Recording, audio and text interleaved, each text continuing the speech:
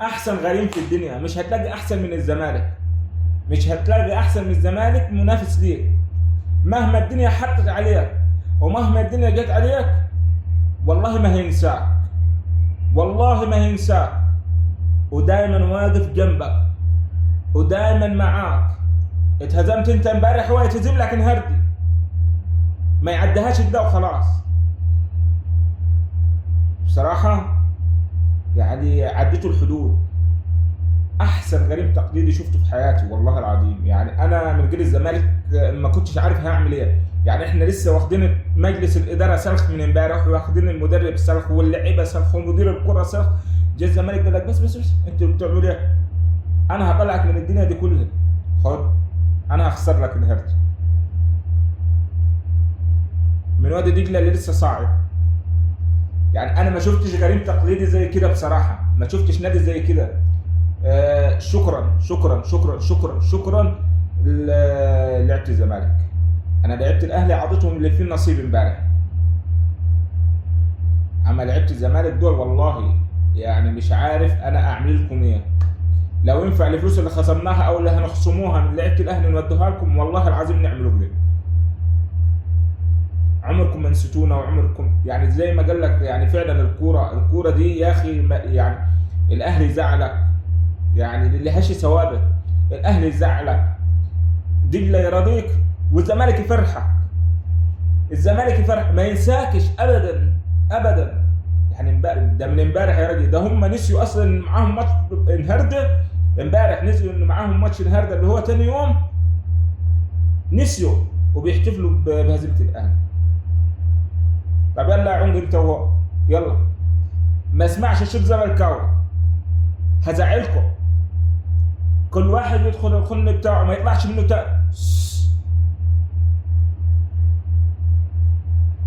مشينا المدرب. تعالوا بس بعد التوقف الدوري 15 يوم نشوفوا مين بقى هيركب الدوري. اديك انت نزلت من الدوري حاليا المركز الاول المصري الحمد لله. قبل التوقف الدولي ما فيش الزمالك راكب الدوري. المصري حاليا اللي راكب الدوري. كده كده الدوري في الجزيره، مهما انت كسبت لك ماتش حلاوه روح وحلاوه البدايات والدنيا دي، لا خلاص يا معلم هترجع لمكانك الطبيعي اللي هو المركز الثالث مش الثاني، عشان بيراميدز فاق برضه، والاهلي ان شاء الله بعد التوقف الدولي هيفوق. فانت هترجع مركز يعني الاساسي اللي هو الرابع الثالث. بس النهارده انتوا فرحتونا والله، وشاكرين ليكم، شاكرين ليكم بالنيابه عن جميع جمهور الاهلي. بنتشكر لكم خالص والله. احسن احسن احسن فرقه في العالم الزمالك. يعني زعلتونا، جمهور لعيبه الاهلي زعلتنا وقصرت معانا وكده، وانتوا عمركم ما تقصروا معانا ابدا ابدا. دايما جاهزين، رجاله كد الكلمه وكد القول.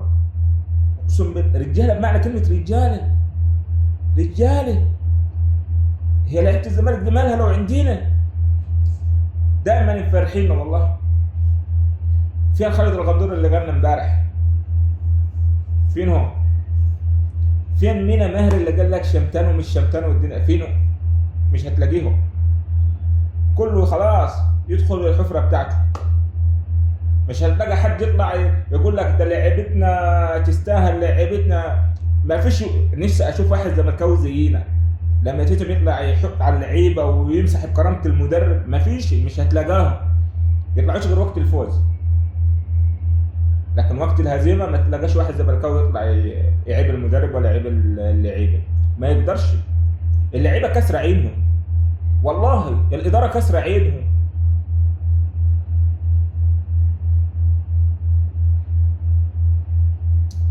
لسه الدوري طويل زي ما قال سيد عبد الحفيظ. لسه والله، والله لسه الدوري طويل. لسه ضحكتوا علينا امبارح، احنا هنضحكوا عليكم طول الدوري، طول الدوري وهنفوق. مشينا المدرب، مشينا السباك مش المدرب، ادينا مشيناه. يلا هنفضلكم دلوقتي ونشوفوا مين يسد معانا بقى بعد رجوع من التوقف الدوري ده. نشوفوا مين يسد معانا بقى. بس جهز نفسك انت، خليك جاهز عشان تحتفل كويس وتحفل كويس. وانت عارف الاهلي ماشي، انت هتحفل على الاهلي في بدايه الدوري. في بدايه الدوري ده انت بجح يا راجل ده انت بجح منتظرينكم.